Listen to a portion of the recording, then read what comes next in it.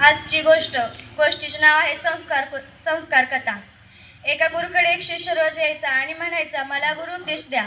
त्यावेळी गुरु म्हणायचे, उद्या ये। उद्या आले की गुरु म्हणायचे, उद्या ये। असं 10 दिवस झाल्यावर शिष्य म्हणाला, द्या ना गुरु उपदेश। त्यावेळी गुरु म्हणाले, एकटा ये रे, किती जण बरोबर आणतोस? तेव्हा तो चपापला, कारण त्याच्या बरोबर कोणीच नसायचे।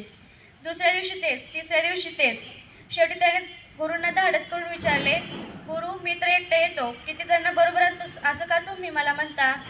त्यावेळी गुरु म्हणाले, मनामध्ये काय आहे? काम आहे, क्रोध आहे, मोह आहे, मद आहे, मत्सर आहे, दंभ आहे।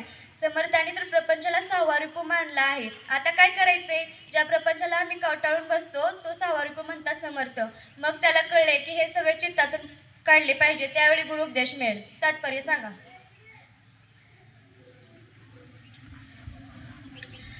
आपले चित्त शुद्ध व्हायला पाहिजे। चित्तशुद्धीनंतर धर्मचरणाचा व सदाचाराचा खरा अर्थ कळतो आणि धर्मनिष्ठित अर्थ सेवन काम केल्यावर मोक्षाचा लाभही अपरिहार्य ठरतो। थँक्यू।